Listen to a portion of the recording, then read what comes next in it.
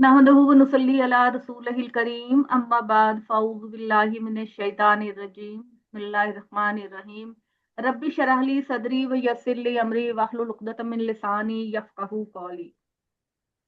बस बार बार अल्लाह ताला यही बात कहते हैं कि मेरा दीन बहुत आसान है और मुझ तक आने का सिर्फ एक ही रास्ता है कि तुम तौहीद को पकड़े रखो। और ये अल्लाह की वो मजबूत रस्सी है कि जिसके टूटने का कोई इम्कान नहीं होता। और उसमें आखिरत में आपको हमेशा की जिंदगी दी जाएगी। और इसमें मोमिनों के लिए ऐसी ऐसी अल्लाह ताला महल और घर देंगे उनको कि जिनके नीचे उनकी सदाबहारी के लिए नहरें बहती होंगी। और बहुत ज्यादा उनके जो लॉन्स और बाग होंगे वो ग्रीन होंगे और उनके फल उनकी अप्रोच में होंगे। और इसके साथ साथ दुनिया की हर नेमत के साथ साथ एक पार्टनर भी चाहिए होता है। बीवी के लिए मियाँ और मियाँ के लिए बीवी। तो वो भी अल्लाह ताला इनको जन्नत में अता करेंगे। और अल्लाह ताला कहते हैं कि हम मोमिनों को घने सायों में रखेंगे। ठीक है जी। तो उसके बाद जो जिक्र आ रहा है वो अल्लाह ताला बार बार यही बात कहते हैं कि अल्लाह तुमको हुक्म देता है कि जब तुम्हारे पास किसी की अमानतें हों तो वो उनके जो अमानतें रखने वाले हैं उनके हवाले कर दिया करो। यतीमों के मामले में भी फिर खास तौर पर आपको पता है कि अहले किताब को भी बार बार यही बात कही गई कि तुम्हारे पास अल्लाह ताला की अमानत थी कि तुम इस मोहम्मद सल्लल्लाहु अलैहि वसल्लम की तस्दीक करोगे और इस कुरान की तस्दीक करोगे, लेकिन तुम ही सबसे पहले इनकार करने वाले बन गए।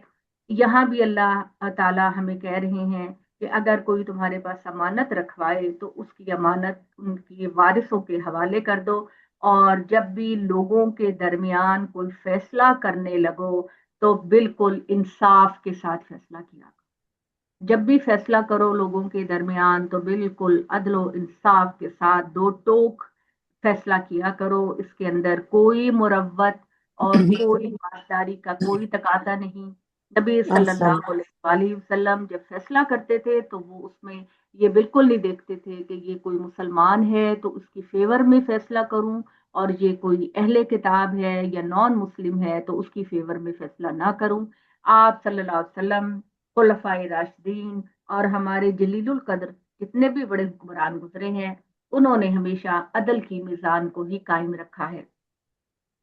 और बेशक अल्लाह ताला कितनी बेहतरीन तुम्हें नसीहत करता है। हो सकता है कि दुनियावी जिंदगी में तुम्हें इसका एहसास ना हो, लेकिन अल्लाह ताला तुम्हें बहुत बेहतरीन नसीहत करता है।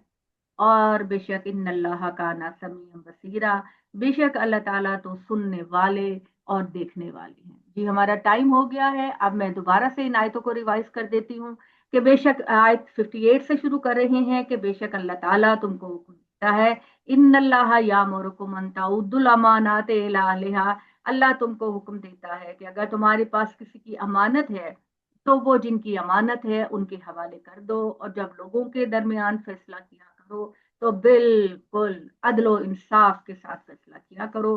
बेशक अल्लाह ताला कितनी ही बेहतरीन चीज है जिसकी तुमको नसीहत करता है। बेशक अल्लाह ताला सुनने वाले और देखने वाले हैं।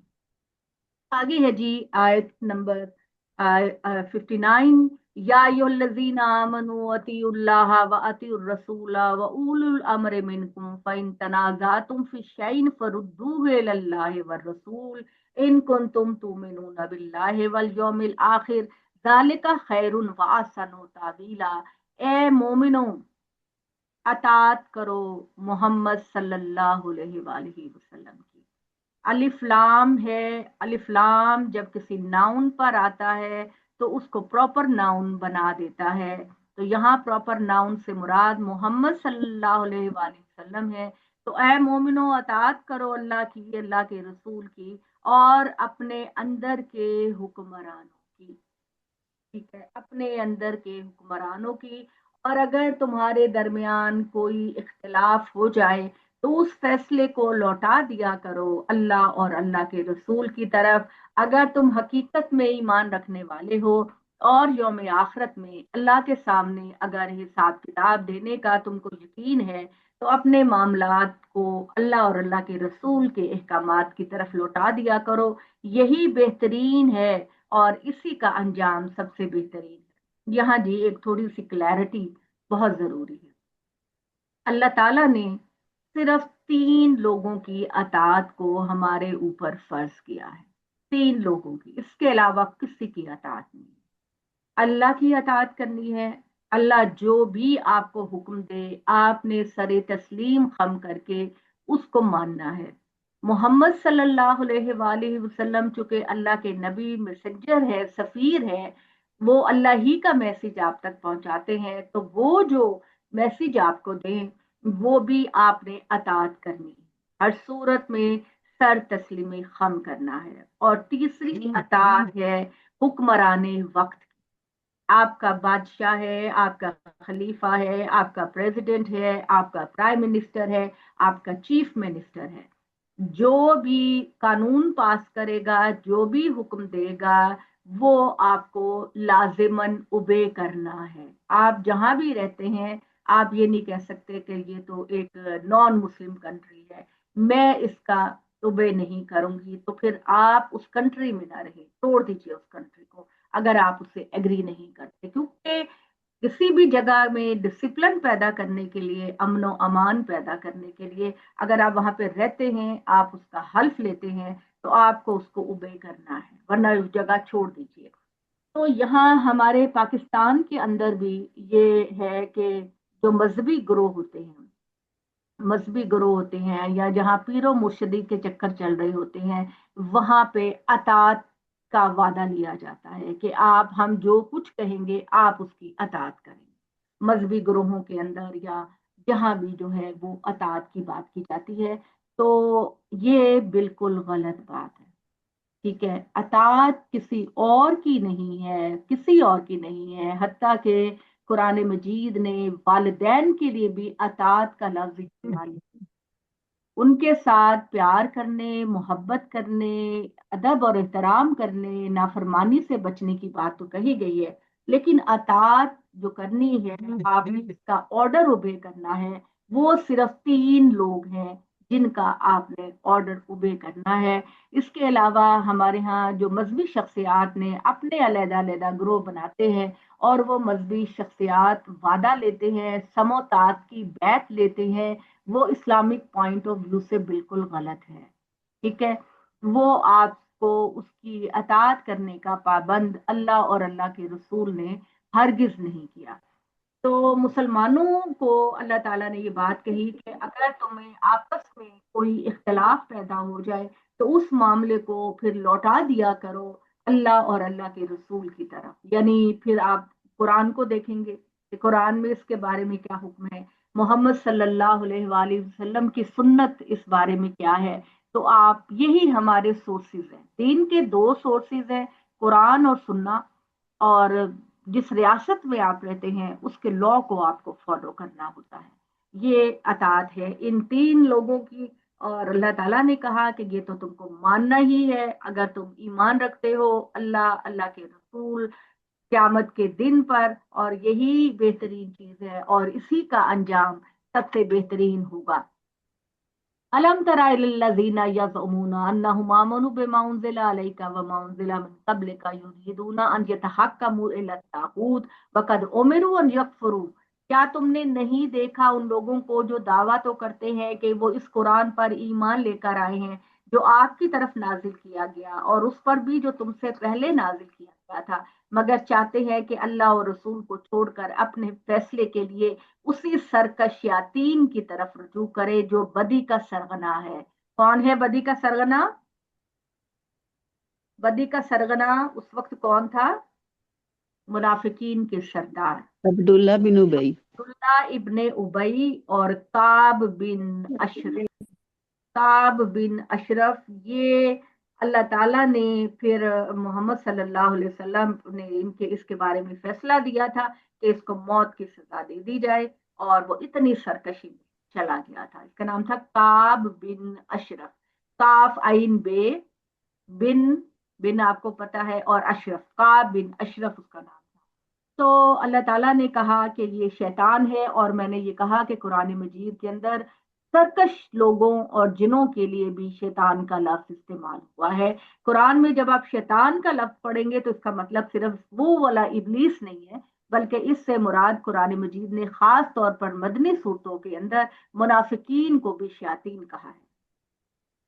اور جب ان سے کہا جاتا ہے کہ اللہ کی اتاری ہوئی کتاب اور اس کے رسول کی طرف آؤ، تو ان منافقوں کو تم دیکھتے ہو کہ وہ تم سے کنی کترا جاتے ہیں، مگر اس وقت کیا ہوگا جب ان کے ہاتھوں کی لائی ہوئی کوئی مصیبت ان پر آن پڑے گی، پھر یہ خدا کی قسمیں کھاتے ہوئے کہیں گے کہ ہم تمہارے پاس آئیں گے کہ ہم نے تو صرف بہتری چاہی تھی، اور ہم تو یہی چاہتے تھے کہ کچھ کمپرومائز ہو جائے۔ یہ وہ لوگ ہیں کہ اللہ جانتا ہے جو کچھ ان کے دلوں میں ہے۔ تو اے محمد صلی اللہ علیہ وآلہ وسلم، تو نظر انداز کرو ان کی باتوں کو اور انہیں نصیحت کرو، اور ان کے بارے میں ان کے ساتھ اس انداز سے بات کرو کہ جو دلوں میں اتر جائے، جو ان کے دلوں میں اتر جائے۔ انہیں بتاؤ کہ ہم نے جو رسول بھی بھیجا اس لیے بھیجا کہ اللہ کی اجازت سے اس کی اطاعت کی جائے۔ انہیں بتاؤ کہ رسول کی عدالت کو چھوڑ کر انہوں نے ایک بڑے جرم کا ارتکاب کیا ہے، اور اگر یہ اس وقت ہماری خدمت میں حاضر ہو جاتے جبکہ انہوں نے اپنی جانوں پر ظلم ڈھایا تھا، پھر اللہ سے معافی مانگتے اور رسول بھی ان کے لیے معافی کی درخواست کرتا، تو اللہ کو تو بڑا ہی توبہ قبول کرنے والا اور مہربان پاتے۔ لیکن نہیں، اے پیغمبر صلی اللہ علیہ وآلہ وسلم، تمہارے پروردگار کی قسم، یہ منافقین کبھی مومن نہیں ہو سکتے جب تک کہ اپنے اختلافات میں تمہیں کو فیصلہ کن اتھارٹی نہ مانے۔ پھر جب تم کوئی فیصلہ کر دو اس پر اپنے دلوں میں کوئی تنگی محسوس نہ کرے، اور دل و جان سے اس کے آگے سر تسلیم خم کرے۔ یہ ایمان کا دعویٰ کرتے ہیں، اور حقیقت یہ ہے کہ اگر ہم ان پر فرض کر دیتے کہ اپنے لوگوں کو قتل کرو یا اپنے گھروں کو چھوڑ کر نکلو، جس طرح کہ ہم نے موسیٰ کے زمانے میں کیا تھا، تو ان میں کم ہی اس حکم کی تعمیل کرتے۔ اس وقت جو نصیحت انہیں کی جا رہی ہے، اگر اس پر عمل کرتے تو ان کے حق میں بہتر ہوتا، اور اس کے نتیجے میں یہ دین پر زیادہ ثابت قدمی کے ساتھ جمے رہتے۔ یہ ایسا ایسا کرتے کہ انہیں ہم اپنی طرف سے بہت اجر عطا کرتے اور انہیں سیدھی راہ کی بخشش دیتے۔ انہیں بتاؤ کہ جو اللہ اور اس کے رسول کی اطاعت کریں گے وہی ہے جو ان لوگوں کے ساتھ ہوں گے جن پر اللہ نے انعام فرمایا، یہی انبیاء و صدیقین، شہداء، صالحین ہیں۔ کیا ہی اچھے ہیں یہ رفیق، یہ اللہ کی عنایت ہے، اور اس کے لیے اللہ کا علم کافی ہے۔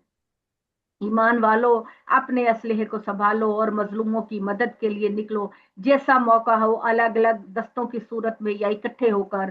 تم میں یقیناً وہ لوگ بھی ہیں جو اس طرح کے موقع پر بالکل ڈھیلے پڑ جاتے ہیں۔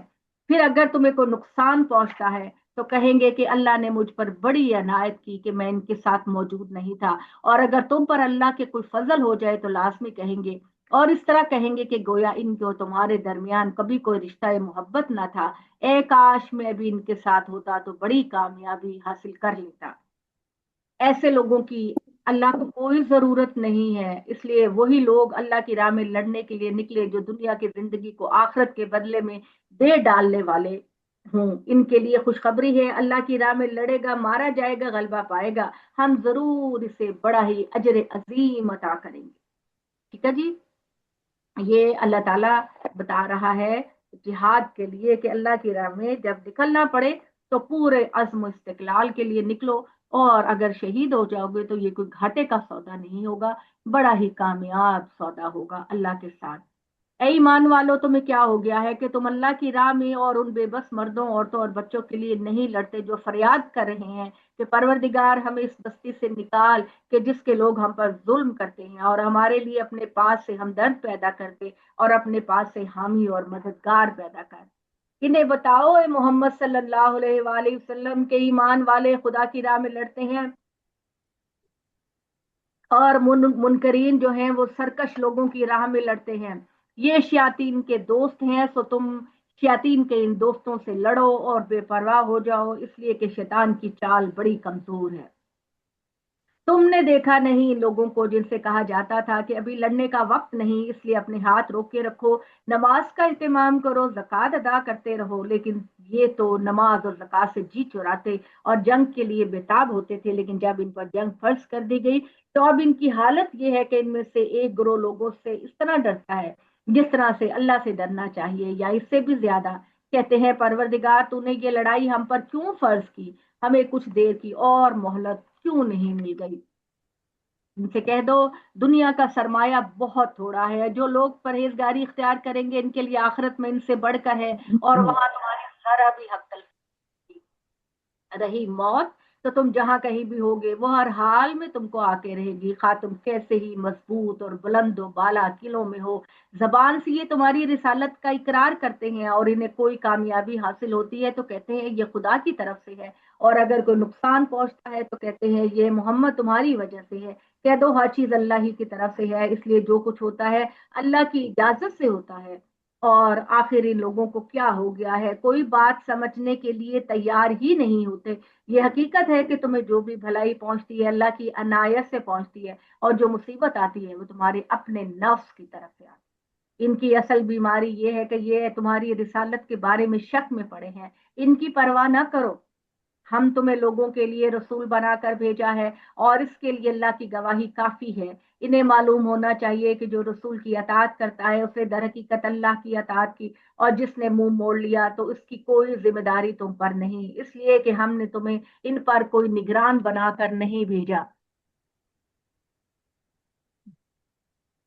जी, हमने कोई निगरान बनाकर नहीं भेजा। और कहते हैं कि ए मोहम्मद तुम्हारे सामने सरे तस्लीम खम, लेकिन जब तुम्हारे पास से हटते हैं तो उनमें से एक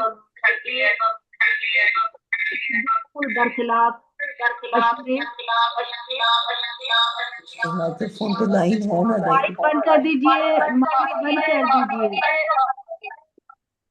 अक्सर लोगों के माइक है तो मेरी आवाज गूंज रही है।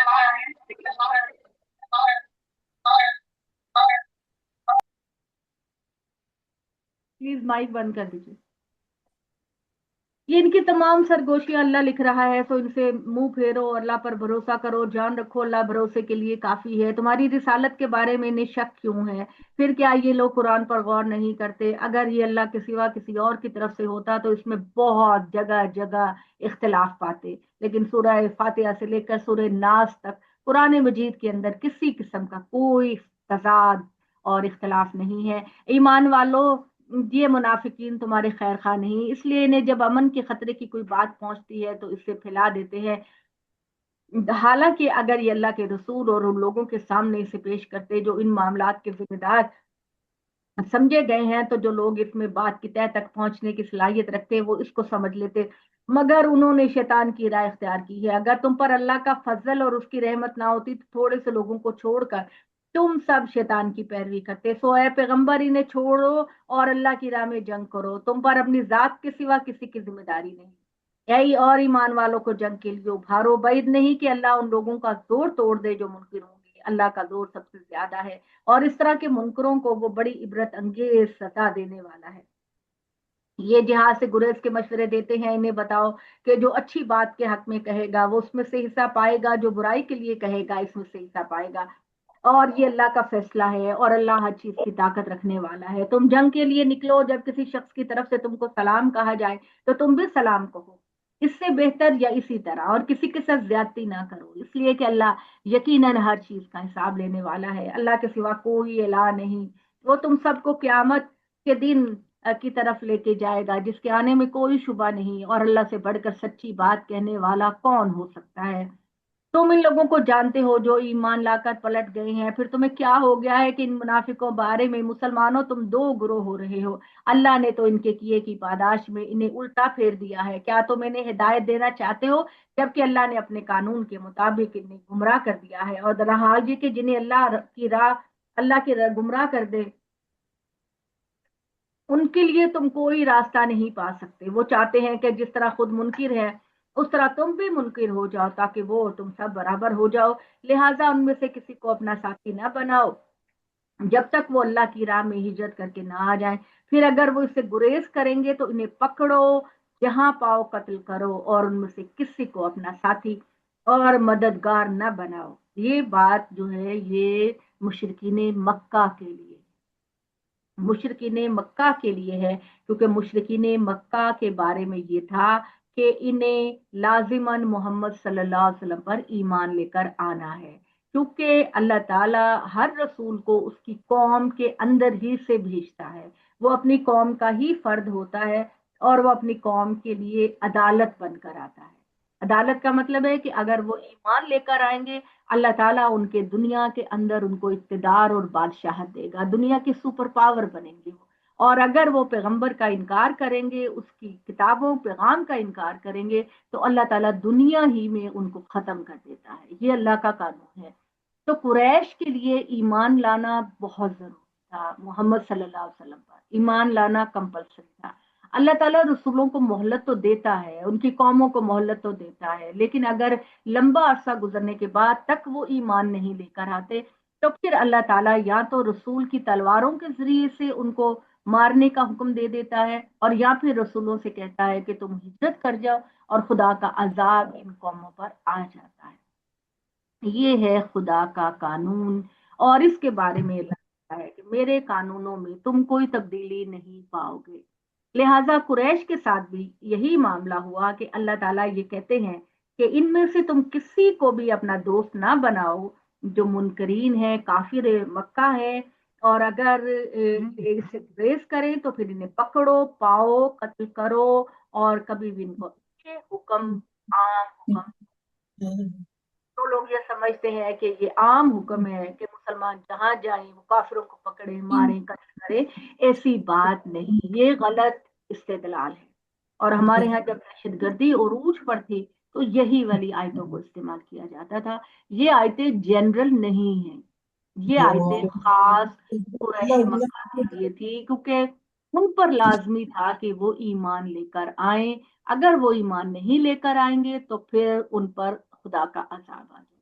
تو یہ عذاب جو ہے وہ سرداروں پر تو آیا، مکہ کے قریش کے سرداروں پر تو آیا جنگ بدر میں، تو ان کی ساری لیڈرشپ کی پریڈکشن اللہ نے کر دی تھی کہ اس جنگ میں سارے کے سارے لیڈر مارے جائیں گے، سارے ہی لیڈر مارے گے سوائے ابو لہب کے، اور وہ بھی قریش کے پہنچنے سے پہلے پہلے اللہ تعالیٰ نے اس کو بہت ہی سخت تعاون کی بیماری میں مبتلا کر دیا، جس میں اس کا جسم گل سڑ گیا، اور اتنی عبرت ناک موت ہوئی اس کی کہ اس کے بیٹوں نے بھی اس کو ہاتھ نہیں لگایا، اور حبشی غلاموں نے ان کو ڈنڈوں سے گھسیٹ گھسیٹ کر ایک گڑھے میں ڈالا۔ یہ عبرت ناک موت ہوئی، اور پھر باقی اللہ نے جو سادے مسلمان تھے جن کو اسلام سمجھ میں بھی نہیں آیا تھا،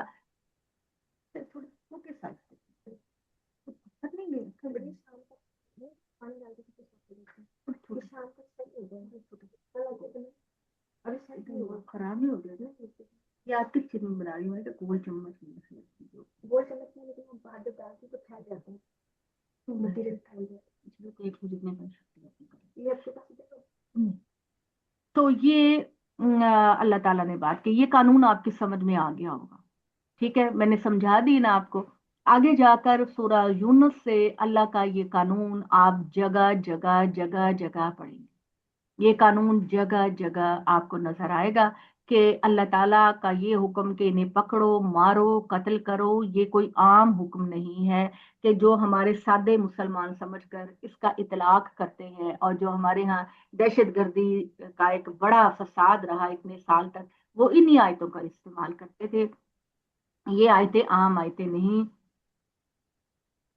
یہ آیتیں خدا تعالیٰ کے قانون کو ظاہر کرتی ہیں، اور اسی لیے قرآن کو صحیح طریقے سے اس کے سیاق و سباق میں اس کے اصولوں کے ساتھ سمجھنا بہت ضروری ہے، ادروائز قرآن کے بارے میں پھر بہت زیادہ غلط فہمیاں پیدا ہو جاتی ہیں۔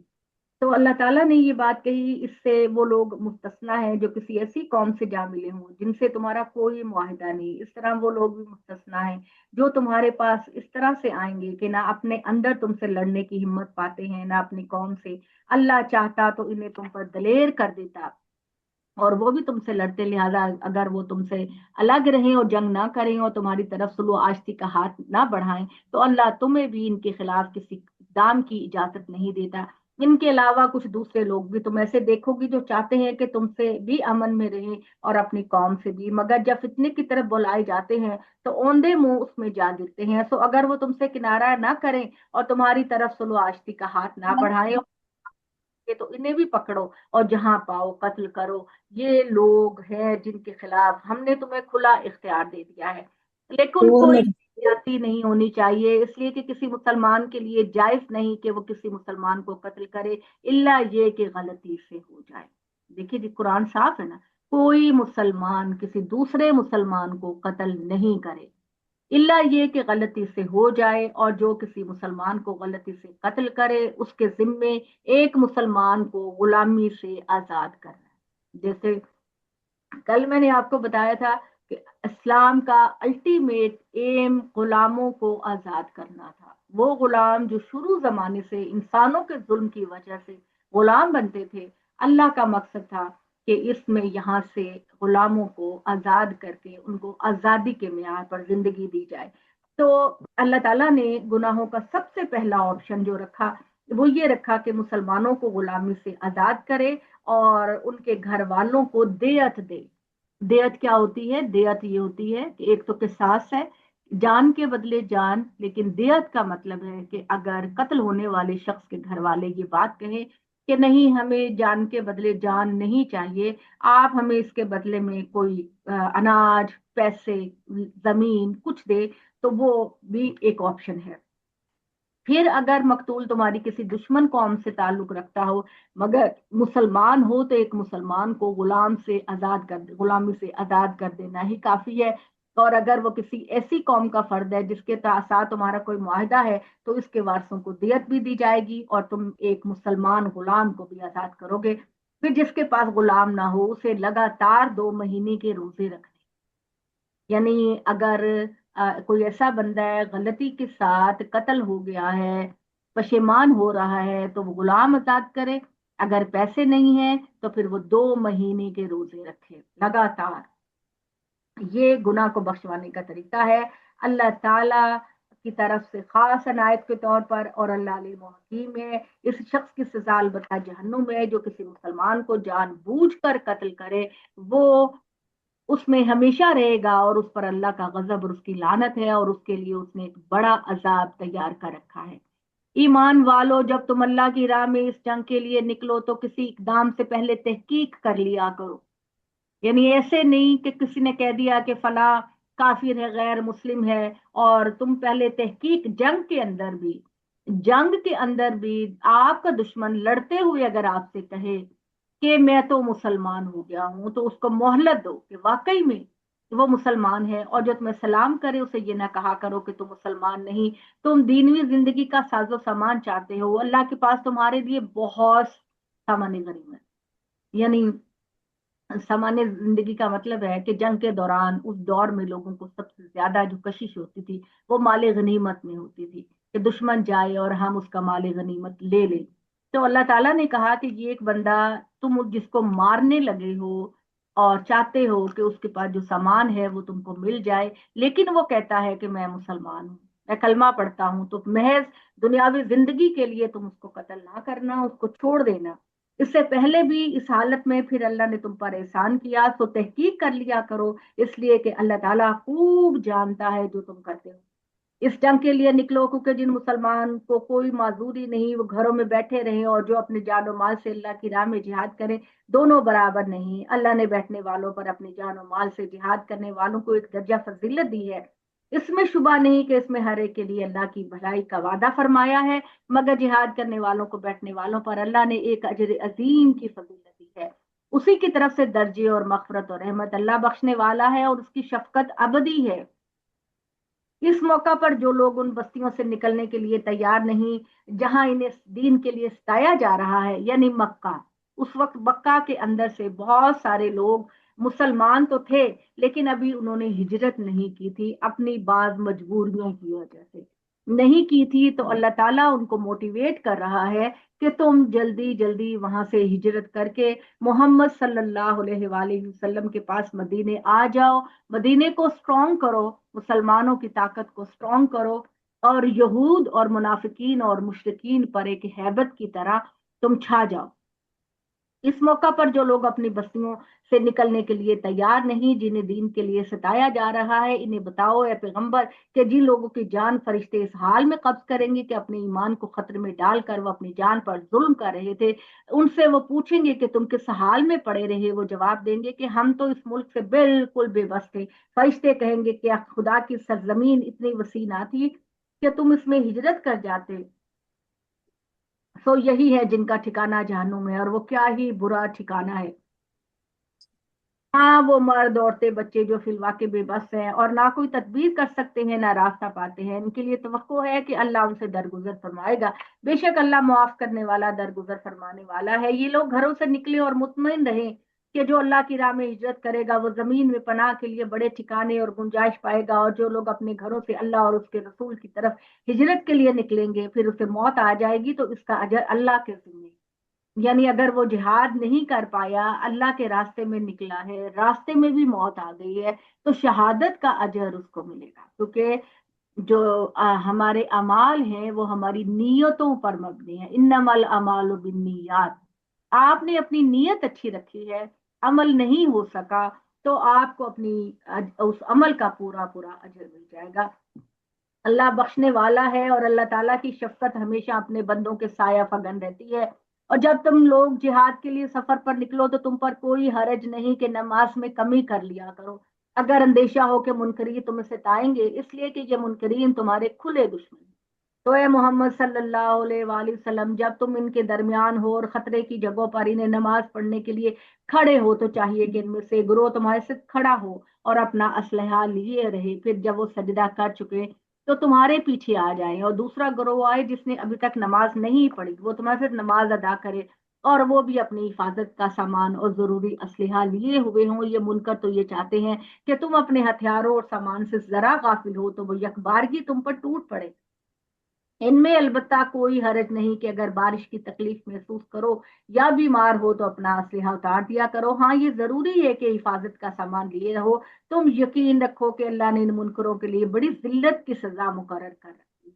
اچھا جی، یہاں پر جو نماز کا جو طریقہ بتایا ہے یہ خاص تھا نبی صلی اللہ علیہ وآلہ وسلم کے لیے، یعنی آپ صلی اللہ علیہ وآلہ وسلم کے ساتھ جب آپ صلی اللہ علیہ وسلم جنگ کے دوران میں نماز پڑھاتے تھے تو ہر مسلمان کی خواہش ہوتی تھی کہ وہ نبی صلی اللہ علیہ وآلہ وسلم کے ساتھ نماز پڑھے۔ تو جنگ کے دوران تو قصر نماز کا حکم تھا نا، تو یہ اجازت دی گئی کہ لشکر کے دو گروہ بنے، ایک گروہ ان میں سے آ کر نبی صلی اللہ علیہ وآلہ وسلم کے ساتھ ایک رکعت نماز پڑھے، اور وہ ایک رکعت پڑھنے کے بعد پیچھے چلا جائے اور دوسری رکعت خود سے کمپلیٹ کرے، اور نبی صلی اللہ علیہ وسلم دوسرے گروپ کے آنے کا انتظار کرے۔ تو پہلا گروپ اپنی نماز کو کمپلیٹ کر کے پیچھے چلا جائے حفاظت کے لیے، اور جو دوسرا گروپ ہے وہ آ کر نبی صلی اللہ علیہ وآلہ وسلم کے ساتھ دوسری رکعت پڑھے، اور دوسری رکعت پڑھ کے پھر وہ نبی صلی اللہ علیہ وسلم کی تو دونوں کمپلیٹ ہو گئی لیکن گروپ کی ابھی ایک باقی ہے، وہ دوسری رکعت جو ہے وہ اپنے طور پر پڑھے گا، اور پھر اس کے بعد نبی صلی اللہ علیہ وسلم کے ساتھ سلام پھیر لیں گے۔ یہ طریقہ اللہ تعالیٰ نے بتایا، یہ صرف طریقہ محمد صلی اللہ علیہ وآلہ وسلم کی کے ساتھ تھا، کیونکہ ہر انسان کی خواہش تھی کہ میں اللہ کے ساتھ میں نماز پڑھوں، نہیں تو تو اللہ موقع تعالیٰ اب نے جو جنگ ہوتی ہے، اب جو جنگ ہوتی ہے اس میں یہ طریقہ نہیں اپنایا جاتا کہ پہلی قصر صف پیچھے آ جائے اور پیچھے کی صف جو ہے آگے چلی جائے؟ نہیں نہیں، نہیں، یہ حضور پاک کے لیے تھا۔ یہ صرف حضور کے لیے تھا، یعنی اب جنگ ہوگی تو قصر نماز تو ہوگی، وہ قصر جنگ کے نماز موقع ہوگی۔ پہ خطرے قصر نماز تو ہوگی، یعنی 4 کی بجائے 2 پڑھی جائیں گی، لیکن اب کوئی اچھا، بندہ اتنی حیثیت نہیں رکھتا جو کہ پیغمبر صلی اللہ علیہ وسلم کی تھی، کوئی کسی انسان کی اب اتنی حیثیت نہیں ہے، تو نہیں وہ تو لہذا نہیں ہے، مگر میں ویسے کہہ رہی ہوں کہ یہ لا تو نہیں بنانا پھر اسلام کا۔ نہیں، یہ رول صرف محمد صلی اللہ علیہ وسلم کی زندگی میں تھا۔ اچھا، ٹھیک ہاں ٹھیک۔ جی، یہ صرف رول آپ صلی اللہ علیہ وآلہ وسلم کی زندگی میں تھا، اب یہ رول کسی اور کے لیے نہیں ہوگا، ٹھیک ہے؟ سمجھ آ گئی اب میں نے جو طریقہ قرآن نے بتایا ہے کہ دو گروہ، یعنی کہ اس زمانے میں یہ تھا کہ مسلمانوں کو یہ کہا گیا کیونکہ ہر کوئی چاہتا تھا کہ میں جا کے نماز پڑھوں، تو لڑائی جھگڑے سے بہتر ہے کہ اللہ تعالیٰ نے اس کا طریقہ بتا دیا، 2 گروہ کیے جائیں، ایک گروہ نبی صلی اللہ علیہ وسلم کے ساتھ آ کر ایک رکعت پڑھیں گے اور اپنا اسلحہ پہنا ہوگا، اور پیچھے جا کر دوسری رکعت خود کمپلیٹ کریں گے، پھر وہ ڈیفنس کی جگہ پہ چلے جائیں گے، اور دوسرا گروہ اپنا اسلحہ پہن کر نبی صلی اللہ علیہ وسلم کے ساتھ آپ کی دوسری رکعت ہوگی، گروپ کی پہلی رکعت ہوگی تو پڑھیں گے، اور حضور نے چونکہ 2 رکعتیں پڑھ لی ہیں، اب آپ بیٹھے رہیں گے، اور جو وہ والا گروپ جو ہے وہ دوسری رکعت اپنے طور پر مکمل کر لیں گے، اور پھر اس طرح سے حضور کے ساتھ سلام لیں گے۔ یہ والا جو رول ہے اب یہ کسی اور کے لیے اپلائی نہیں ہوگا، کیونکہ جو حیثیت محمد صلی اللہ علیہ وآلہ وسلم کی تھی، ڈیفینیٹلی وہ حیثیت نہ کسی اور کی ہے، اور نہ ہی مسلمان کسی سے یہ اور کسی اور کو وہ حیثیت دیں گے۔ ٹھیک ہے جی، تو یہ کلیئر ہو گیا۔ تو تم یقین رکھو کہ اللہ نے منکروں کے لیے بڑی ذلت کی سزا مقرر کر رکھی ہے، اور جب تم مسلمانوں نماز سے فارغ ہو جاؤ، اللہ کو کھڑے بیٹھے اپنے پہلوؤں پر لیٹے ہوئے ہر حال میں یاد کرتے رہو، لیکن جب اطمینان ہو جائے تو اہتمام کے ساتھ پوری نماز پڑھو، اور اس کے لیے جو وقت مقرر ہے اس کی پابندی کرو، اس لیے کہ نماز مومنوں پر وقت کی پابندی کے ساتھ فرض کی گئی ہے۔ ایمان والوں، جنگ کے لیے نکلو، دشمن کے تعاقب میں کمزوری نہ دکھاؤ، اگر تم تکلیف اٹھا رہے ہو تمہاری طرح یہ بھی تکلیف اٹھا رہے ہیں، لیکن تم خدا کی وہ توقعات رکھتے ہو جو وہ نہیں رکھتے، یعنی خدا نے تو تم کو دنیا اور آخرت دونوں میں عزت دینی ہے، لہذا یہ کافر اگر مر بھی جائیں گے تو ان کا وہ انجام نہیں ہے جو تم مسلمانوں تمہارا انجام ہے۔ اس لیے اللہ کی راہ میں تم وہ توقع رکھتے ہو جو وہ نہیں رکھتے۔ ہمیشہ یاد رکھو کہ اللہ تعالیٰ علیم و حکیم ہے، ہم نے یہ کتاب تمہاری طرف حق کے ساتھ اتاری ہے تاکہ اللہ نے جو کچھ تم کو دکھایا اس کے مطابق اللہ کے لوگوں کے درمیان فیصلہ کرو، اور ان میں سے کون مخلص ہے اور کون منافق، ان بدعہدوں کے حمایتی ہرگز نہ بنو۔ اللہ سے معافی کی درخواست کرتے رہو، بے شک اللہ بخشنے والا ہے، اس کی شفقت اپنے بندوں پر ہمیشہ ہے۔ ان لوگوں کی وکالت نہ کرو جو اپنے آپ سے خیانت کر رہے ہیں، اللہ کسی ایسے شخص کو پسند نہیں کرتا جو بد عہد ہے اور تلفی کرنے والا ہے۔ یہ لوگوں سے چھپ سکتے ہیں مگر اللہ سے نہیں چھپ سکتے، وہ تو اس وقت بھی ان کے ساتھ ہوتا ہے جب وہ اس کی مرضی کے خلاف باتیں سرگوشیاں کرتے ہیں، اور جو کچھ وہ کرتے ہیں اللہ ان میں سے ہر ایک چیز کا احاطہ کیے ہوئے ہیں۔ یہ تم ہو کہ دنیا کی زندگی میں تم ان مجرموں کی طرف سے جھگڑا کرتے ہو، لیکن قیامت کے دن کون ان کی طرف سے اللہ سے جھگڑا کرے گا؟ یہ کون ان کا ذمہ دار بنے گا؟ ہاں، جو کوئی کسی برائی کا ارتکاب کرے یا اپنی جان پر ظلم ڈھائے پھر اللہ سے مغفرت چاہے تو وہ اللہ کو بخشنے والا اور بڑی ہی شفقت کرنے والا پائے گا۔ اپنے گناہ دوسروں کو لگا کر اپنے آپ کو بچانے کی کوشش کرتے ہیں، انہیں بتاؤ کہ جو برائی کا کماتا ہے اس کی کمائی کا وبال اسی پر آنا ہے۔ یہ اللہ کا قانون ہے، یہ ہے جی سنت، جس کو میں کہتی ہوں کہ یہ اللہ کا قانون ہے، اور اس کے لیے جو لفظ اللہ نے استعمال کیا ہے وہ سنت کا لفظ اللہ تعالیٰ استعمال کرتے ہیں، اور انہیں کسی غلطی یا گناہ کا ارتکاب ہوتا ہے تو اس کی تہمت بے گناہوں پر لگا دیتے ہیں، تو اس نے تو ایک بڑے بہتان اور سری گناہ کا بوجھ اپنے سر پر لے لیا۔ تم پر اگر اللہ کی عنایت اور اس کی رحمت نہ ہوتی تو پیغمبر تم ان سے گروہ کا فیصلہ تو کر ہی دیا تھا کہ تمہیں صحیح راستے سے ہٹا دے گا، حالانکہ وہ اپنے آپ اپنے سوا کسی کو صحیح راستے سے نہیں ہٹا رہے، نہ تمہیں کوئی نقصان پہنچا رہے ہیں، وہ تمہیں کس طرح صحیح راستے سے ہٹا سکتے ہو جبکہ اللہ نے تم پر اپنا قانون اور اپنی حکمت نازل کر دی ہے، اور اس طرح تمہیں وہ چیز سکھائی ہے جو تم نہیں جانتے تھے، اور تم پر اللہ کی بڑی عنایت ہے۔ اور اس کی ان منافقوں کی زیادہ سرگوشیاں کسی بھلائی کے لیے نہیں ہوتی، ہاں ان لوگوں کی سرگوشی میں یقیناً بنائی ہے جو ایک دوسرے کو مشورہ دیتے ہیں، اللہ کی راہ میں صدقہ اور خیرات کی تلقین کرتے ہیں، نیکی کی راہ سجھاتے ہیں، یا لوگوں کو معاملات کی اصلاح کرتے ہیں۔ جو لوگ اللہ کی رضا جوئی کے لیے ایسا کریں گے انہیں عنقریب ہم اجر عظیم عطا کریں گے۔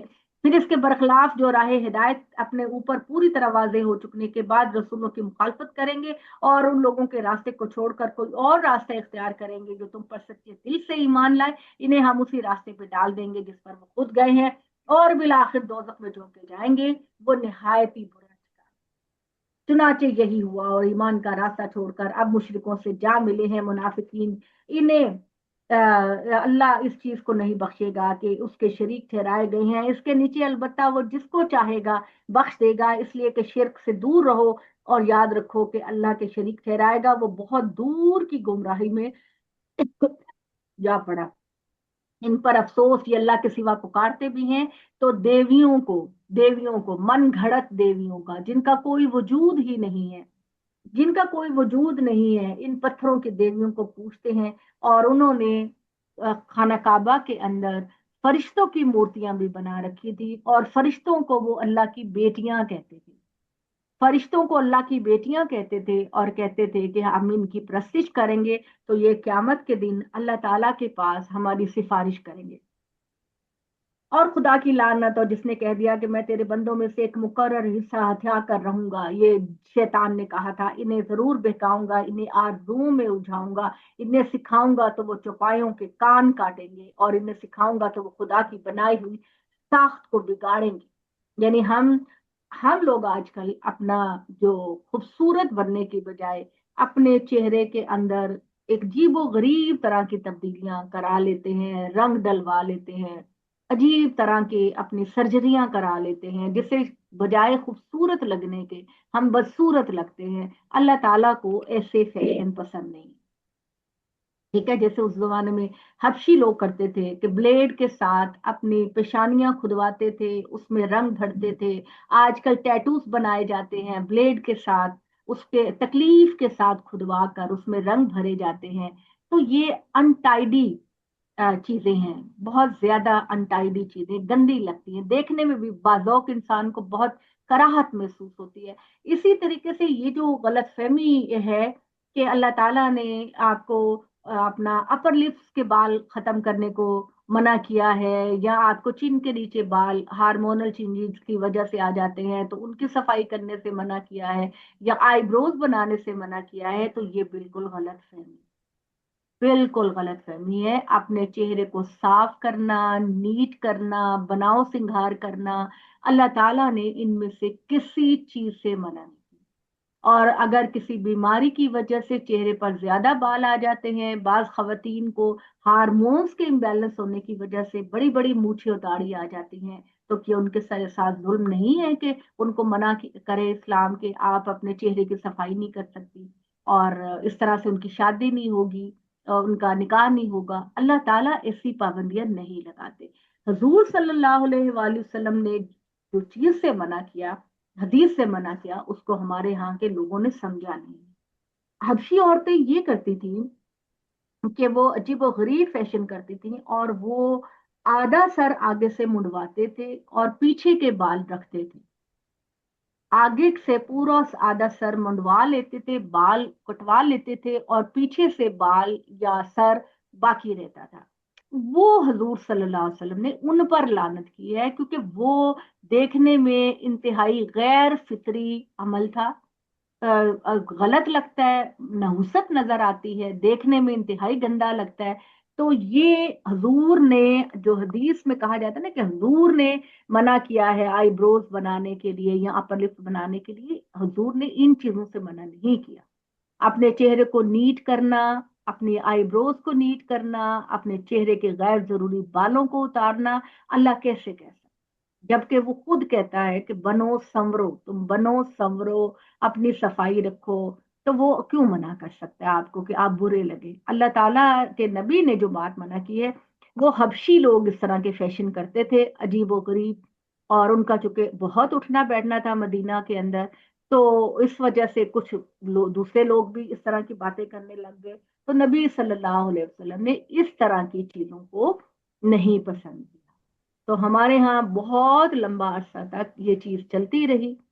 اب اللہ کا شکر ہے کہ لوگوں کی سمجھ میں یہ بات آ گئی ہے کہ یہ تو بالکل ہم بالکل ان لاجیکل بات کرتے ہیں۔ الحمدللہ بہت سارے ہمارے اب حضرات اور خواتین اب اس بات کو مان گئی ہیں کہ نہیں، یہ بات غلط ہے، ہم تو اس بات کو نہیں سمجھے۔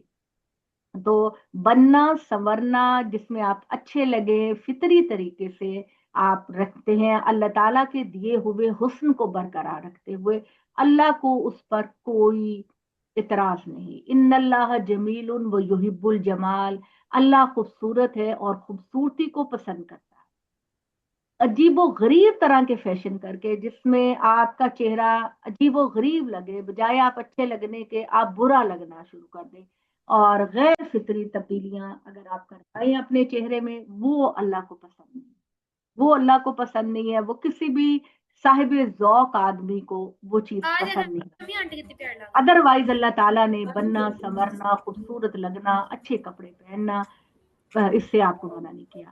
تو اس کے برخلاف جو لوگ ایمان لائے، انہوں نے نیک عمل کیے، نے ہم قریب اپنے باغوں میں داخل کریں گے جن کے نیچے نہریں بہتی ہوں گی، وہ اس میں ہمیشہ رہیں گے۔ اللہ کا وعدہ سچا ہے، اور اللہ سے بڑھ کر کس کی بات سچی ہو سکتی ہے؟ تم لوگوں پر واضح ہونا چاہیے کہ نجات نہ تمہارے آرزوؤں پر ہوگی، نہ اہل کتاب کی آرزوؤں پر ہوگی۔ جو برائی کرے گا اس کا بدلہ برائی پائے گا، اور اللہ کے مقابلے میں وہ اپنے لیے کوئی حامی اور مددگار نہیں پائے گا۔ اور جو کوئی نیکی کا کام کرے گا، خواہ مرد ہو یا عورت، وہ اپنے ایمان بھی رکھتا ہو، تو ایسے ہی لوگ ہیں جو خدا کی جنت میں داخل ہوں گے، اور ان کی ذرا بھی حق تلفی نہیں۔ ایمان والوں کے مقابلے میں یہ منافق مشرکوں کو ترجیح دیتے ہیں، اور نہیں آج مشرک کا لفظ جنرل نہیں ہے میری بہنوں، یہ بھی سمجھ لو۔ قرآن مجید جب کسی کو مشرک کہتا ہے تو اس کا یہ مطلب نہیں ہے کہ ہر شرک کرنے والے کو وہ مشرک کہتا ہے۔ جیسے کہ میں آپ سے کہا کہ امی کا لفظ بنی اسماعیل کے لوگوں کے لیے بطور لقب استعمال ہوتا تھا، اور یہی لقب نبی صلی اللہ علیہ وآلہ وسلم کے لیے بھی قرآن نے استعمال کیا، جبکہ مشرک کا لفظ مشرکین مکہ کے لیے، قریش کے لوگوں کے لیے استعمال ہوا ہے، جو محمد صلی اللہ علیہ وسلم کے توحید کے پیغام کو پہنچ جانے کے باوجود شرک کرتے تھے، 360 بتوں کی عبادت کرتے تھے، حالانکہ ان تک توحید کا میسج پہنچ چکا تھا، وہ دل سے تسلیم کر چکے تھے، جانتے بوجھتے شرک کرتے تھے۔ قرآن نے ان کو مشرکین کہا ہے۔ ہم جو دیکھتے ہیں کہ کسی کوئی شرک کر رہا ہے اور جان بوجھ کے نہیں کر رہا ہے، شاید اس کے نالج میں بھی یہ بات نہیں، تو ہم کہتے ہیں کہ جی وہ تو مشرک ہے۔ نہیں، ہمیں اس کو مشرک کہنے کا کوئی حق نہیں، کیونکہ دلوں کے حال اللہ جانتا ہے۔ پتہ نہیں وہ دل سے توحید کا کتنا قائل ہے، لیکن اب بات اس کی سمجھ میں نہیں آئی، وہ چیز اس کی سمجھ میں نہیں آئی، وہ شرک کا ارتکاب کر رہے، تو یہ فیصلہ اللہ پر چھوڑ۔ آپ کسی کو مشرک نہیں کہہ سکتے، آپ اسی کو ہی مشرک کہہ سکتے ہیں جن کو اللہ اور اللہ کے رسول نے مشرک کہا، کیونکہ اللہ دلوں کے حال جانتا ہے، اور اللہ اپنے پیغمبر کو بتاتا تھا کہ یہ مشرکین مکہ ہے، اور ان کے لیے ایمان لانا کافی ضروری ہے۔ سمجھ آ رہی ہے میری باتیں آپ کو؟ ہو سکتا ہے بالکل آپ لوگوں کے لیے نہیں ہوں، آپ لوگوں کے لیے بہت ساری باتیں یہ نہیں ہوں، لیکن ان اصطلاحوں کو جاننا، اس کانٹیکسٹ کو جاننا قرآن کو سمجھنے کے لیے بہت ضروری ہے۔ قرآن اللہ کی کتاب ہے، اللہ کی کتاب کے اندر کوئی سکم، کوئی غلطی، کوئی خطا نہیں ہو سکتی۔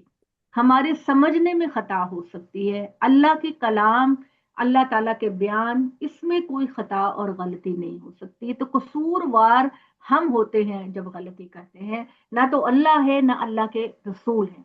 تو مشرکین جو ہے وہ قرآن نے مشرکین مکہ کو کہا ہے، ایون مدینہ کے اندر کے لوگوں کو بھی نہیں کہا۔ مدینہ کے اندر بھی اگر کوئی شرک کرتا تھا تو ان کو نہیں کہا، صرف مکہ کے لوگوں کو کہا۔ تو یہ لفظ بھی ان کے لیے یہاں پر بطور لقب استعمال ہوتا ہے۔ لہذا قرآن میں جہاں بھی مشرک کا لفظ پڑھیں وہاں یہی سمجھ لیں کہ یہ مشرکین مکہ کی بات ہے۔ تو اللہ تعالیٰ نے کہا کہ اس شخص سے بہتر کس کا دین ہو جو اپنے آپ کو اللہ کے حوالے کر دے اور اچھے طریقے سے عمل کرے، اور ابراہیم کے طریقے کی پیروی کرے جو بالکل یکسو تھا، اور ابراہیم کو اللہ نے اسی بنا پر اپنا دوست بنایا۔ اللہ کے سوا کون اس کا حقدار ہے کہ اپنے آپ کو اس کے حوالے کر دیا جائے، اس لیے کہ سرزمین اور آسمانوں سب کا وارث تو اللہ ہے، اور اللہ ہر چیز کا احاطہ کیے ہوئے ہے۔ اور تم سے عورتوں کے بارے میں فتویٰ پوچھتے ہیں، ان سے کہہ دو اللہ تمہیں اس کے بارے میں فتویٰ دیتا ہے، اور جن عورتوں کے حقوق تم ادا نہیں کرتے مگر ان سے نکاح کرنا چاہتے ہو، ان کے یتیموں کے متعلق یہ ہدایت کتاب میں تم دی گئی ہے کہ ان بارے میں جو دوسرے بے سہارا بچوں کے بارے میں بھی تم کو فتویٰ دیتا ہے کہ عورتوں کے ہر حال میں حقوق ادا کرو۔ یعنی تم اگر یہ سمجھتے ہو کہ یتیموں کی ماؤں سے ہم ان کے بچوں کی فیور میں نکاح کر رہے ہیں، ان کے حقوق ہم ادا نہ کریں، تو ان کے حقوق تم نے ضرور ادا کرنے ہیں، اور یتیموں کے ساتھ ہر حال میں انصاف کرو، اور یاد رکھو کہ اس کے علاوہ بھی جو بھلائی کرو گے اس کا صلہ لازماً پاؤ گے، اس لیے کہ وہ اللہ کے علم میں رہے گی۔ ہاں اگر کسی عورت کو اپنے شوہر سے بیزاری یا بے پرواہی کا اندیشہ ہو تو اس پر کوئی گناہ نہیں کہ دونوں آپس میں کوئی سمجھوتا کر لے، ٹھیک ہے؟ شوہر توجہ نہیں دے رہا، شوہر کی دلچسپی نہیں رہی، عورت اس سے خلا لے سکتی ہے اس بنا پر، لیکن اگر وہ نہیں لے رہی، وہ اپنے گھر کو بسانا چاہتی ہیں، تو دونوں آپس میں کوئی سمجھوتا کر لیں، اس لیے کہ اللہ کی نظر میں سمجھوتا ہی بہتر ہے۔ اور یہ تم جانتے ہو کہ کس لوگوں کے دلوں میں رچی بسی ہے۔ اور اس کے بعد یہ کہ اگر تم اپنی بیویوں کے درمیان انصاف کرو تو جتنا بھی چاہو بیویوں کے درمیان انصاف نہیں کر سکتے، تو لیکن کم سے کم یہ تو ضرور نہیں ہونا چاہیے کہ تم ایک ہی بیوی کی طرف اتنا جھکاؤ نہ کرنا کہ دوسری لٹکتی رہ جائے۔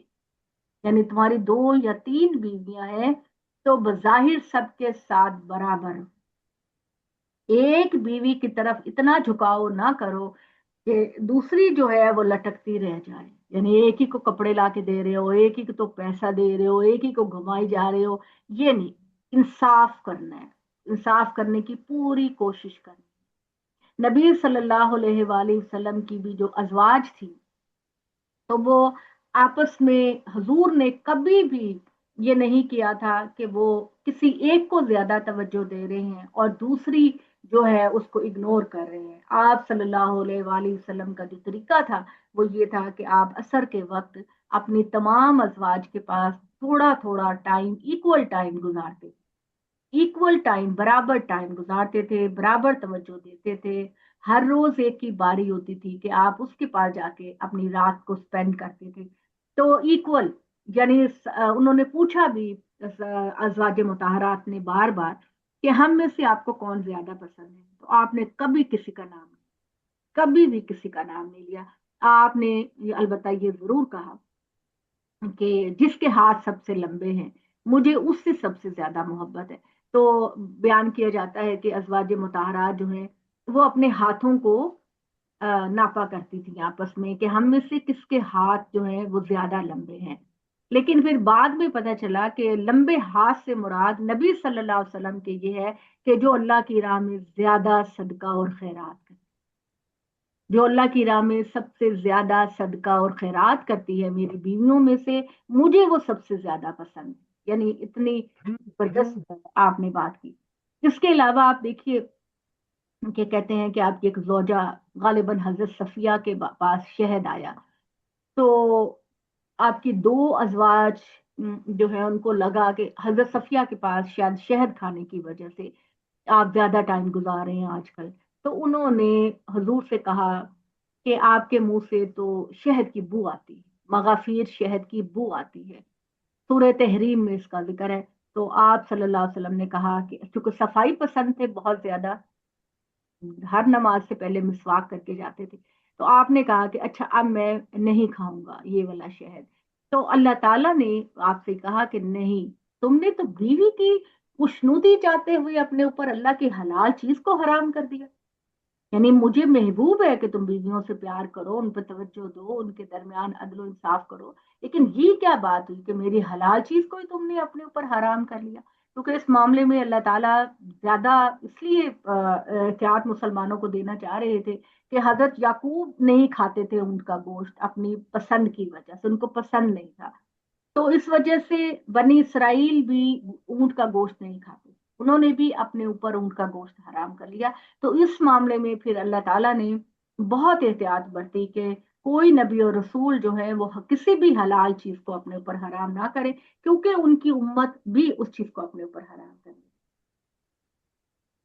تو اللہ تعالیٰ نے یہاں یہ بات کہی کہ ایک ہی بیوی کی طرف اس طرح سے نہ جھک جاؤ کہ دوسری لٹکتی رہ جائے، اور اگر تم اصلاح سے کام لوگے، اللہ سے ڈرو گے، تو بے شک اللہ تعالیٰ بخشنے والے اور رحم کرنے والے ہیں۔ اور اگر دونوں میاں بیوی الگ ہو جائیں تو اللہ میں سے ان میں سے ہر ایک کو اپنی طرف سے وسعت عطا کرے گا۔ یعنی اللہ تعالیٰ اگر میاں بیوی کے اندر نہیں بن پا رہی اور ان میں کوئی اشتراک ہو رہا ہے تو پھر ٹھیک ہے، نہیں بن پا رہی تو اللہ مجبور تو نہیں کرے گا، اللہ چاہتا ہے کہ جو گھر بسا وہ بستا رہے، لیکن اگر نہیں بس رہا تو کوئی بات نہیں، اللہ تعالیٰ ان کے درمیان بڑی کشادگی پیدا کر دے گا، اور اللہ تعالیٰ تو بڑی وسعت والے اور حکمت والے ہیں۔ یہ خدا کے احکامات ہیں، نہیں مانو گے تو اپنا ہی برا کرو گے، اس لیے کہ زمین و آسمان میں جو کچھ ہے سب اللہ کا ہے۔ تم سے پہلے جن لوگوں کو کتاب دی گئی انہیں بھی ہم نے یہی ہدایت کی تھی، اور تمہیں بھی یہی ہدایت کرتے ہیں کہ اللہ سے ڈرتے رہو، یاد رکھو نہیں مانو گے تو اللہ کا کچھ نہیں بگاڑو گے۔ اس لیے کہ زمین و آسمان میں جو کچھ ہے سب اللہ کا ہے اور اللہ بے نیاز ہے، اللہ کی بڑی صفات ہے۔ ایک مرتبہ پھر سن لو کہ زمین و آسمان میں جو کچھ ہے سب اللہ کا ہے اور بھروسے کے لیے اللہ کافی ہے، اس لیے کہ وہی سزاوار ہے کہ زندگی کے معاملات اس کے حوالے کیے جائیں۔ تمہاری نافرمانی کی صورت میں اگر وہ چاہے چاہے لوگوں تو تم سب کو فنا کر دے اور تمہاری جگہ دوسری امت کو لے آئے۔ اللہ اس چیز سے پوری قدرت رکھتا ہے، اپنے مفادات کی خاطر تم اللہ کی شریعت سے فرار اختیار کرتے ہو۔ تمہیں معلوم ہونا چاہیے کہ دنیا کا صلہ چاہتا ہے، دنیا کا صلہ بھی اللہ ہی کے پاس ہے۔ جو آخرت کا صلہ چاہتا ہے تو اللہ کے پاس دنیا کا بھی صلہ ہے اور آخرت کا بھی صلہ ہے۔ اور اللہ تعالیٰ سمیع و بصیر ہے۔ بصیر کا مطلب ہوتا ہے دیکھنے والا، سمیع کا مطلب ہوتا ہے سننے والا۔ اللہ سننے والا بھی ہے، دیکھنے والا بھی ہے۔ اے لوگوں جو ایمان لے کر آئے ہو، اللہ کی راہ میں گواہی دیتے رہو، اگرچہ یہ گواہی تمہاری ذات، تمہارے ماں باپ، تمہارے قرابت مندوں کے خلاف ہی پڑے، امیر ہو یا غریب، اللہ ہی دونوں کا زیادہ حقدار ہے کہ اس کے قانون کے مطابق اس کی پابندی کی جائے، اس لیے کہ اللہ کی ہدایت کو چھوڑ کر تم خواہشوں کی پیروی نہ کرو، اس لیے کہ اس نتیجے میں حق سے ہٹ جاؤ۔ یاد رکھو، اگر حق کو انصاف کی بات کو بگاڑنے یا سے پہلو بچانے کی کوشش کرو گے تو اس کی سزا لازماً پاؤ گے، اس لیے کہ جو کچھ تم کرتے ہو اللہ اس سے خوب واقف ہے۔ ایمان والو، اللہ پر ایمان لاؤ اور اس کے رسول صلی اللہ علیہ وآلہ وسلم پر ایمان لاؤ اور اس کتاب پر جو اس نے اپنے رسول پر نازل کی اور اس کتاب پر بھی جو اس سے پہلے نازل کر چکا ہے، اور جان رکھو جو اللہ اور اس کے رسول، فرشتوں اور اس کی کتابوں اور اس کے رسولوں اور قیامت کے دن اس کے حضور پیشی کے منکر ہوں، وہ بہت دور کی گمراہی میں جا پڑے ہیں۔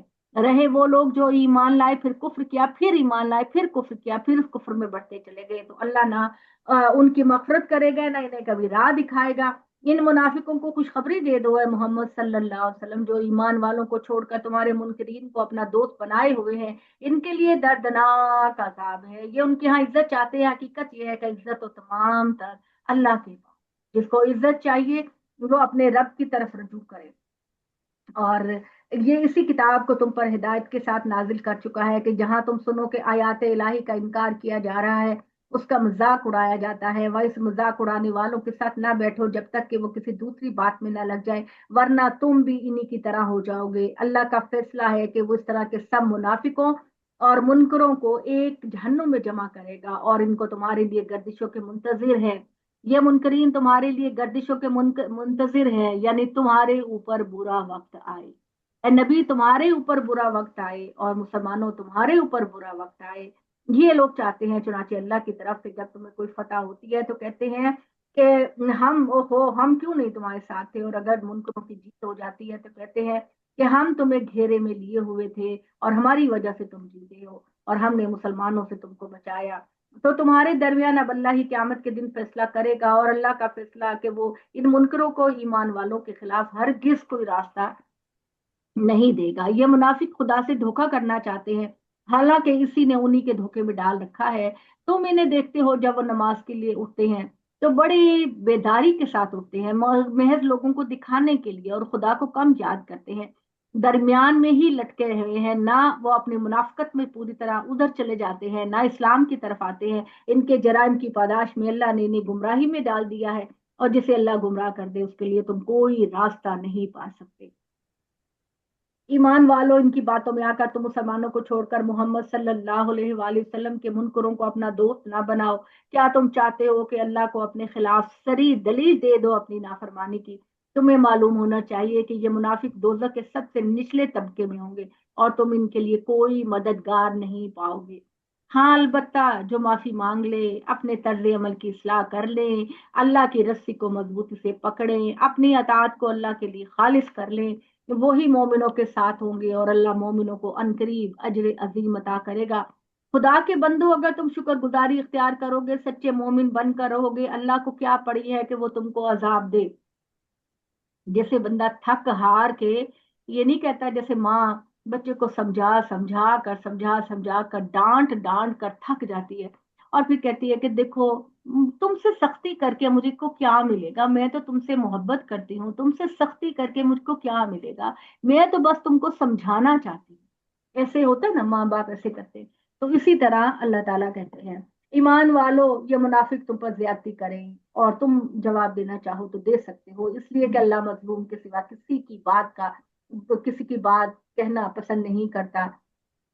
अल्लाह समी अलीम है, लेकिन इसके बजाय अगर तुम ज़ाहिर व बातिन में नेकी किए जाओगे या कम से कम बुराई से दरगुजर करोगे तो यही बेहतर है, इसलिए कि अल्लाह की सब सिफत भी यही है कि वो माफ करने वाला है, इसके बावजूद बड़ी कुदरत रखने वाला है। यह हकीकत अलबत्ता वाज़ेह रहनी चाहिए कि जो लोग अल्लाह और उसके रसूलों के मुनकिर हो रहे हैं और चाहते हैं कि अल्लाह और उसके रसूलों के दरमियान तफरीक करें और कहते हैं कि किसी की बात मानो और किसी की बात ना मानो और चाहते हैं कि ईमान और कुफ्र के बीच में कोई राह निकाले, वही पक्के मुनकिर है। और हमने इन मुनकरों के लिए रुसवा करने वाला अजाब तैयार कर रखा है। इसके बरखिलाफ जो लोग अल्लाह और उसके रसूलों को मान रहे हैं, उनमें से किसी के दरमियान उन्होंने कोई तफरीक नहीं की, वही है जिनको अल्लाह जरूर उसका अजर फरमाएगा। और अल्लाह बख्शने वाला है, और अल्लाह ताला की शफकत अपने बंदों के साथ हमेशा रहती है। ये अहले किताब तुमसे मुतालबा करते हैं कि इस कुरान की बजाय इसकी बराह रास्त आसमान से एक किताब लेकर आओ। अहले किताब कहते हैं कि आसमान से इस कुरान की बजाय हमारी ख्वाहिशात के मुताबिक कोई और किताब लेकर आओ। तो इसमें कोई हैरत की बात नहीं, इन्होंने तो मूसा से इससे भी बड़े मुतालबात किए थे। इन्होंने मूसा से कहा था कि हम खुदा को हरगिज नहीं मानेंगे जब तक कि अल्लाह ताला को खुल्लम खुल्ला आसमान पर न देख ले। तो इनकी सरकशी की वजह से इनको बिजली की कड़क ने आ लिया। और जवाब इसका जवाब इस कदर प्राण से सख्त बात कर। और हाँ, और फिर उन्होंने बछड़े को माबूद बना लिया। और इनके पास खुली खुली निशानियां आई, इस पर भी हमने इनसे दरगुजर किया और मूसा को इन पर एक सरी गलबा अता किया और हमने तूर को इन पर उठा दिया। आपने सूरह बकरा में पढ़ा कि जब ये तौरात लेने गए थे तो अल्लाह ताला ने अपनी दहशत और खौफ इन पे डालने के लिए कोहतूर को जमीन से उठाकर साइबान की तरह इनके सरों पर मुसल्लत कर दिया।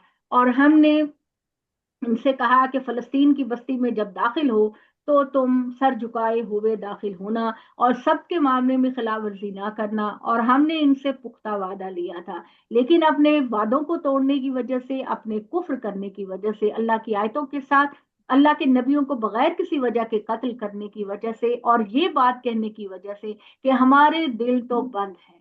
तुम्हारे दिल क्या बंद है? अल्लाह ने तुम्हारे दिलों पर खुद मोहर लगा दी है तुम्हारे कुफ्र करने की वजह से। तो हरगिज ये लोग ईमान नहीं लेकर आएंगे, बस इनमें से थोड़े से लोग हैं जो ईमान लाएंगे। और इनके कुफ्र करने की वजह से और इनके हजरत मरियम के किरदार पर बुरा इल्जाम लगाने की वजह से और इनके ये कहने की वजह से कि हमने मसीह इब्ने मरियम को कत्ल किया, कहते हैं ना यहूद के हमने हजरत ईसा को कत्ल किया, और जो कि अल्लाह के रसूल थे वो कहते हैं। लेकिन इन्होंने किया भी ऐसे कि इन्होंने रूमी बादशाहों से, वो बादशाह थे उस वक्त, उनसे कहा कि ईसा अपने मोजज़ात के जरिए आपकी बादशाही पर कब्जा करना चाहता है तो उसको अपने रास्ते से हटा दे, वरना रूमियों को हजरत ईसा से कोई मसला नहीं था। तो इन्होंने इस तरह उनको कहकर अब किया। लेकिन अल्लाह ताला ने हजरत ईसा की जगह उनका जो शागिर्द जिसने जासूसी की थी हजरत ईसा की, जाके रूमियों को बताया था कि हजरत ईसा फलां पहाड़ की गार में बैठे हुए हैं, उनकी शक्ल हजरत ईसा से मिलने लग गई। उन्होंने उनको सलीब दी। हजरत ईसा को अल्लाह ताला कहते हैं कि मैंने आसमानों पर उठा लिया। ठीक है, तो इनका ये कहना कि हमने इब्ने मरियम ईसा को कत्ल किया, उन्होंने यकीनन न तो कत्ल किया न सलीब दी, बल्कि मामला उनके लिए मुश्तबे कर दिया गया। अल्लाह ताला ने हजरत ईसा अलैहिस्सलाम को वफात देकर उनके जिस्म को भी ऊपर उठा लिया, ताकि ये लोग मेरे रसूल के जिस्म की भी बेहुरमती ना कर सके। और बेशक वो लोग जिन्होंने इस मामले में इख्तलाफ किया वो बड़े ही दूर के शक में पड़े हैं और इनके पास कोई भी इल्म नहीं, महज गुमान की पैरवी करते हैं। इन्होंने ईसा को यकीनन कत्ल नहीं किया, बल्कि ईसा को अल्लाह ताला ने अपनी तरफ उठा लिया था। और अल्लाह ताला तो हर काम कर सकते हैं, अल्लाह ताला गालिब और हिकमत वाले हैं। और अहले किताब में से एक ग्रोह जरूर इसकी मौत से पहले इस पर ईमान लेकर आएंगे और क्यामत के दिन ये इनके ऊपर गवाह बनेंगे। अब ये कौन है जिस पर ईमान लेकर आएंगे? ये आयत मोहम्मद सल्लल्लाहु अलैहि वसल्लम के बारे में है। आपके यहाँ आमतौर पर जो तर्जमा और तफसीर है उसमें लिखा हुआ है कि ये हजरत ईसा के बारे में है कि हजरत ईसा की वफात से पहले अहले किताब حضرت عیسیٰ پر ایمان لے آئیں گے، جو کہ نہیں ہوا۔ حضرت عیسیٰ جس وقت چلے گئے اللہ کے پاس تو اس وقت 5 یا 6 ان کے شاگرد تھے جو ان پر ایمان لے کر آئے۔ یہ آیت جو ہے یہ اہل محمد صلی اللہ علیہ وسلم کے بات کہ جب اے محمد آپ دنیا سے رخصت ہوں گے اس وقت تک اہل کتاب کی ایک میجورٹی آپ پر ایمان لا چکی ہوگی، ٹھیک ہے، آپ پر ایمان لا چکی ہوگی، آپ کو اللہ کا نبی تسلیم کر چکی ہوگی، اور قیامت کے دن آپ صلی اللہ علیہ وسلم ان پر گواہ بنیں گے کہ کون آپ پر ایمان لے کر آیا تھا اور کون نہیں لے کر آیا۔ تو یہ آپ لوگوں کے پاس ترجمے میں حضرت عیسیٰ کا نام لکھا ہوا ہے، جبکہ یہ مراد محمد صلی اللہ علیہ وآلہ وسلم کہ جو نظر آیا ہسٹری میں کہ جب آپ صلی اللہ علیہ وسلم اس دنیا سے تشریف لے گئے تو اس وقت پورے عرب اور پوری دنیا کی ایک بڑی تعداد جو تھی اور اہل کتاب کی ایک بڑی تعداد تھی وہ آپ کو نبی تسلیم کر چکے تھے، تو دل سے تسلیم کر چکے۔ السلام علیکم، تو باجی جب پیچھے واقعات ہوتا تو عیسیٰ علیہ السلام کا ہے نا؟ ہاں جی، حضرت عیسیٰ علیہ السلام کا ہے، اس لیے کہ درمیان میں ان کا ذکر آیا نا، ان اہل کتاب کا ذکر آیا کہ یہ بار بار اللہ تعالیٰ کے وعدے توڑتے ہیں، انہوں نے رسولوں کی خلاف ورزی کی اور یہ اس طرح کا رویہ اختیار کرتے ہیں، اور یہ حضرت عیسیٰ کے بارے میں یہ بات کہتے ہیں۔ اور یہاں پر جو بات ہے وہ پیچھے کیونکہ مخاطب نبی صلی اللہ علیہ وسلم ہے تو درمیان کا جو جملہ ہے وہ بنی اسرائیل کے جرائم کو بیان، جیسے آپ بریکٹ میں کچھ بیان کرتے ہیں کہ ان کی کرتوتیں تو ایسی ہیں شروع سے، اور پھر کنٹینیوٹی جو ہے وہ آگے محمد صلی اللہ علیہ وسلم کی طرف چلی گئی۔ تو ان کی ظلم و زیادتی کی وجہ سے ہم نے ایسی پاکیزہ چیزیں ان پر حرام کر دی جو ان کے لیے حلال تھی، یعنی بہت ساری چیزیں، جیسے یہ اونٹ کا گوشت نہیں کھاتے تھے تو اللہ تعالیٰ نے پھر ان سے کہا کہ اونٹ کی چربی بھی حرام ہے اور اس کا چمڑا بھی حرام ہے اور اس کی باقی ضرورت کی چیزیں بھی۔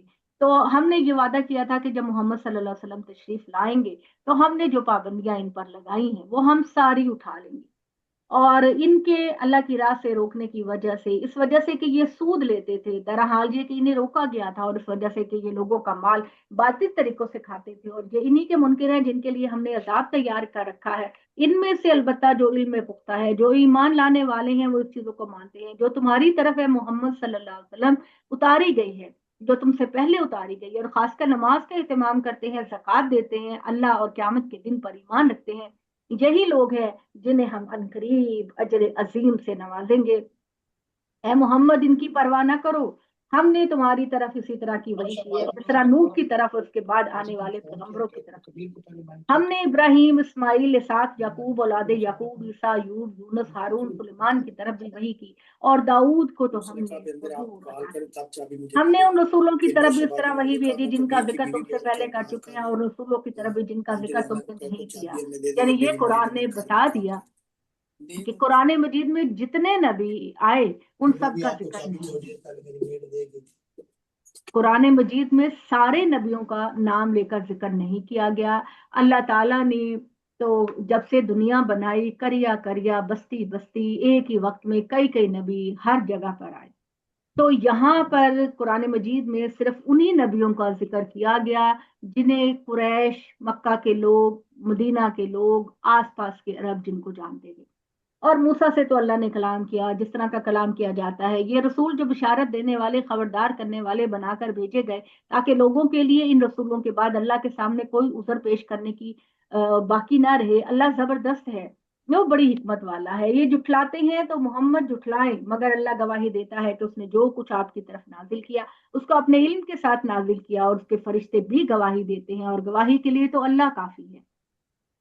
جن لوگوں نے ماننے سے انکار کیا اور اللہ کی راہ سے روکا وہ بڑی دور کی گمراہی میں جا پڑے۔ جن لوگوں نے ماننے سے انکار کیا، صرف اپنی جانوں پر ظلم کیا، اللہ انہیں بخشنے والا ہے اور نہ انہیں جہنم کے سوا کسی راستے کی ہدایت دے گا، یہ اس میں ہمیشہ ہمیشہ رہیں گے، اور اللہ کے لیے تو یہ بہت آسان ہے کہ وہ مجرموں کو سزا دے۔ جو لوگ تمہارے پاس یہ رسول تمہارے پر لوگوں تمہارے پاس تمہارے یہ رسول محمد صلی اللہ علیہ وسلم پروردگار کی طرف سے حق لے کر آ گئے ہیں، سو اس پر ایمان لاؤ، اسی میں تمہارے لیے بہتری ہے، اور اگر انکار پر جمے رہو گے تو یاد رکھو اللہ کا کچھ نہیں بگاڑو گے، اس لیے کہ زمین و آسمان میں جو کچھ ہے سب اللہ ہی کا ہے، وہ ہر ایک کو اس کے اعمال کی جزا دے گا، مگر اسی وقت جو اس نے طے کر رکھا ہے۔ اللہ علیم و حکیم ہے۔ اہل کتاب اپنے دین میں افراط و تفریط نہ کرو، اللہ کے حق میں حق کے سوا کوئی بات نہ کرو۔ حقیقت یہ ہے کہ مسیح عیسیٰ ابن مریم اللہ کا ایک رسول اور اس کی ایک نشانی تھا جو اس نے مریم کے پیٹ میں ڈالی، اور اس کی جانب سے ایک روح، ایک پھونک تھی۔ تو اللہ اور اس کے رسولوں پر ایمان لاؤ، اللہ کو تین نہ بناؤ۔ ٹھیک ہے، یہ کہتے تھے نصارہ عیسائی کہتے ہیں اللہ تین کا تیسرا ہے، یعنی اللہ کے وجود کے تین حصے ہیں، ایک اللہ ہے، ایک حضرت عیسیٰ ہے، ایک حضرت جبرائیل ہے۔ یہ تینوں در حقیقت ایک ہی وجود ہے، ایک وجود کے تین پارٹس ہیں۔ یہ غلط ہے، یہ شرک ہے۔ تصوف بھی بالکل یہی ہے، تصوف کے اندر بھی یہی بات کی جاتی ہے کہ در حقیقت یہ کائنات، یہ چرند پرند، یہ درخت، یہ پتے، یہ ہر چیز، یہ در حقیقت اللہ کے وجود کا حصہ ہے، اور ہم اللہ کے وجود کے اجزاء ہیں، اور جب ہم مر جائیں گے تو دوبارہ اللہ کے وجود میں جا کے مرج ہو جائیں گے۔ یہ تصور جو کہ بالکل اسلام کے خلاف ہے۔ اسلام توحید کا درس دیتا ہے، اللہ ایک ہے، خالق کائنات ہے، ہم سب اس کی مخلوق ہیں۔ مخلوق کا مطلب ہے ہمیں اس نے پیدا کیا ہے، ہم اللہ کے وجود کے ٹکڑے نہیں ہیں، ہم خدا کی مخلوق ہیں۔ یہ ہے توحید، اور یہ ہے قرآن کا میسج۔ جو لوگ تصوف میں جاتے ہیں اور قرآن کو سٹڈی نہیں کرتے، وہ یہی کہتے ہیں کہ تو بھی خدا، میں بھی خدا، وہ بھی اللہ، وہ بھی اللہ، ہم خدا کے وجود کے حصے ہیں اور ہمیں خدا سے مل جانا ہے۔ اسی وجہ سے آپ نے مزاروں پہ دیکھا ہوگا کہ جو عرس ہوتا ہے، تو عرس کا مطلب ہوتا ہے شادی ہونا۔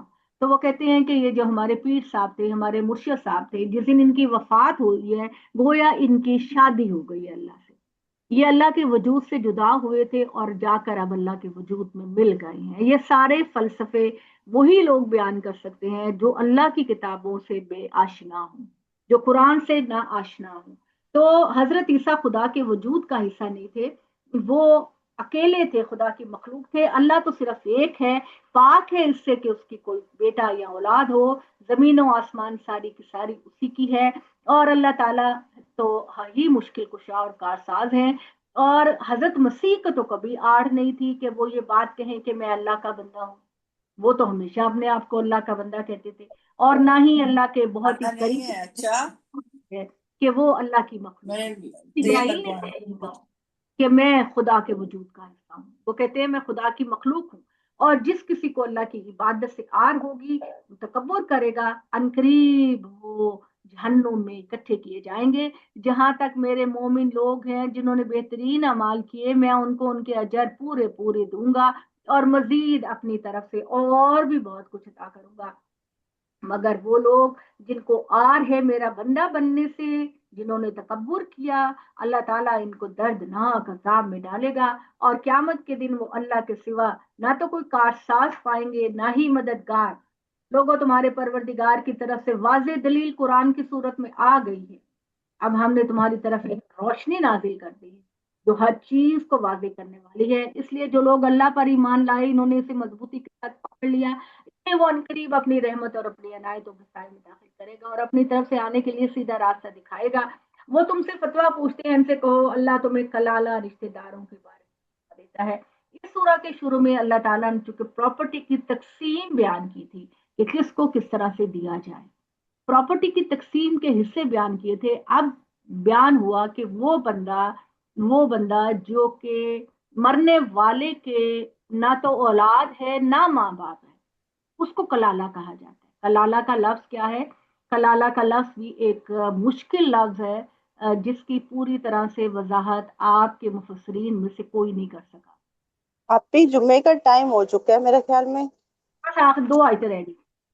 کلالہ مرنے والے کے وہ رشتہ دار ہیں جن کا تعلق نہ تو مرنے والے سے یا ماں باپ کا ہو، نہ اولاد کا ہو، بہن بھائی کا ہو، کزن کا ہو، ان کا ذکر ہے۔ تو اللہ تعالیٰ نے کہا کہ مرنے والا کیا کلالہ ہو، نہ اس کی کوئی اولاد ہو اور اس کا ایک بہن اور بھائی ہو تو وہ اس کے وارث ہوں گے، اور اگر زیادہ ہوں گے اور تو وہ زیادہ بہنیں زیادہ ہوں گی تو ان کو 2/3 ملے گا، اور اس کے بعد جو ہے وہ بھائی کو ملے گا 1/3، اور اگر زیادہ بہن بھائی ہوں گے تو مرد کا حصہ عورت سے ڈبل ہے۔ اسی طرح اللہ تعالیٰ تمہارے لیے یہ بیان کرتا ہے کہ کہیں تم گمراہ نہ ہو جاؤ، اور اللہ تعالیٰ ہر چیز کا علم رکھتا ہے۔